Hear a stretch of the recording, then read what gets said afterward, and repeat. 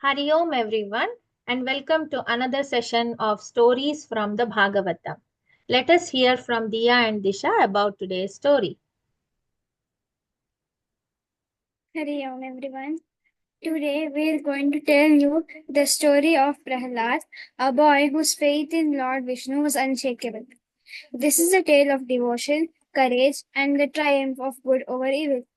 It all begins with a powerful king named Hiranyakashipu. He wanted to become immortal, so he performed severe penance and prayed to Lord Brahma. Pleased with his devotion, Brahma appeared before him and said, "Ask for a boon, but remember, I cannot grant immortality." Hiranyakashipu thought for a moment and asked for a clever boon. "Grant me that I cannot be killed by any man or animal during the day or night, inside or outside, on the ground or in the sky, or by any weapon." Brahma granted the boon, and Hiranyakashipu thought he was invincible. He became arrogant and declared, "I am God, everyone must worship me." But his own son, Prahlad, didn't agree. He was a true devotee of Lord Vishnu. This made Hiranyakashipu furious. He tried to teach Prahlada to worship him, but no matter what, Prahlad kept chanting, "Om Namo Bhagavate Vasudevaya." Hiranyakashipu couldn't tolerate this. He decided to punish Prahlad to scare him into obedience. He ordered his soldiers to throw Prahlad into a pit of snakes. But guess what? Prahlad remained calm, praying to Lord Vishnu, and the snakes didn't harm him. Then Hiranyakashipu tried to have Prahlad trampled by an elephant.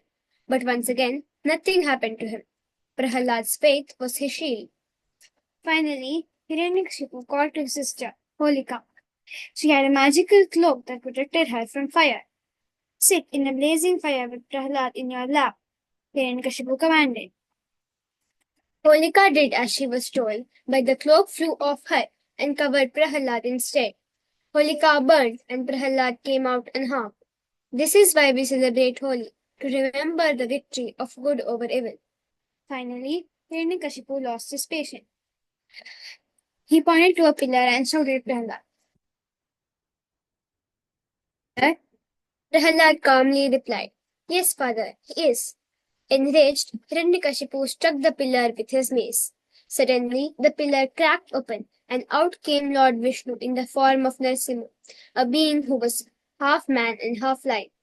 Narsimha was neither man nor animal, so he didn't violate the boon. He attacked Hiranyakashipu at twilight. It was neither day nor night. He dragged him to the threshold of the palace, which was neither inside nor outside. Narsimha placed Hiranyakashipu on his lap, so he wasn't on the ground or in the sky. Finally, using his sharp claws, which weren't weapons, Narsimha tore Hiranyakashipu apart and ended his tyranny.